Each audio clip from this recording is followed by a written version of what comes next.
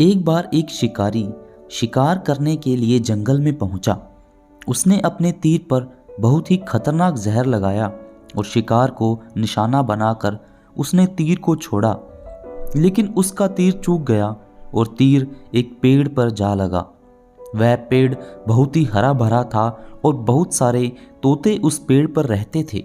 जैसे ही वह जहरीला तीर उस पेड़ पर जाकर लगा, वह पेड़ धीरे धीरे सूखने लगा और उस पेड़ पर जो भी तोते रहते थे वह एक एक करके उस पेड़ को छोड़कर जाने लगे। उस बड़े से पेड़ के कोटर में एक बहुत ही बूढ़ा तोता रहता था, जो बहुत ही धर्मात्मा और अच्छे मन का था। सभी तोते उस पेड़ को छोड़कर जाने लगे थे, लेकिन वह बूढ़ा तोता जाता था, दाना लेकर के आता और उसी कोटर में आ कर के बैठ जाता था, परंतु उस पेड़ को छोड़ने को तैयार नहीं था। बूढ़े तोते के साथियों ने कई बार आकर के उसे समझाया कि यह पेड़ सूख रहा है और किसी दिन गिर भी जाएगा, चलो किसी और पेड़ पर चलकर रहा जाए, परंतु वह बूढ़ा तोता वहां से जाने को तैयार नहीं हो रहा था। अब यह बात देवराज इंद्र तक पहुंची। उन्हें बताया गया कि एक तोता वह जिस पेड़ पर रहता है उस पेड़ पर एक जहरीला तीर लगने के कारण सूखने, गिरने और ख़त्म होने के कगार पर आ पहुंचा है, और एक बूढ़ा तोता अभी भी वहीं पर रह रहा है। वह दाना लेकर आता है और वहीं पर रहता है, जबकि उस जंगल में बहुत सारे पेड़ हैं, लेकिन वह उसी पेड़ पर रह रहा है।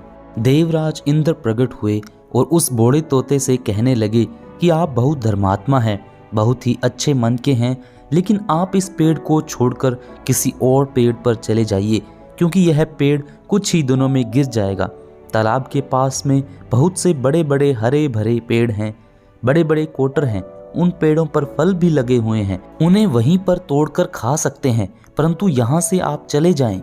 तोता बोला, माफ़ कीजिएगा, इस पेड़ ने मुझे जीवन दिया है, शिकारियों से मेरी रक्षा की है, हर मौसम में मेरे साथ रहा है, ये कोटर मेरा घर है, यहाँ मैं पला बड़ा हूँ, इस पेड़ को मैं छोड़कर कैसे जा सकता हूँ? इस पर संकट आया है तो क्या मैं इसे छोड़कर चला जाऊं? मैं ऐसा कभी नहीं कर सकता। देवराज इंद्र तोते की इस बात से बहुत ही प्रसन्न हुए। उन्होंने तोते से कहा, मैं आपकी इस बात से बहुत ही खुश हूँ, मांगो जो आपको मांगना हो।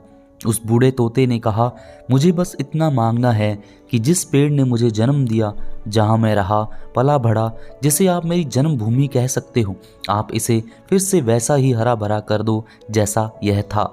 देवराज इंद्र ने अमृत से उस पेड़ को सींच दिया और पहले की तरह हरा भरा कर दिया। अब वापस से उस पेड़ पर आकर के बाकी तोते रहने लगे।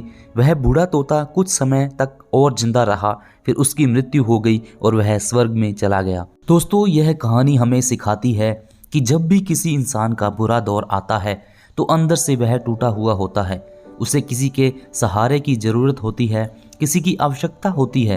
अगर आप ऐसे समय में उसे छोड़कर चले जाएंगे, उससे बात नहीं करेंगे, मुंह मोड़ लेंगे, तो आपसे बुरा कोई नहीं है, क्योंकि आप किसी के सुख का साथी बने या ना बने, लेकिन आपको हमेशा किसी के दुख का साथी जरूर बनना चाहिए। दोस्तों, कहानी अच्छी लगी हो तो वीडियो को लाइक करना और चैनल को सब्सक्राइब जरूर करना। मिलते हैं अगली कहानी के साथ।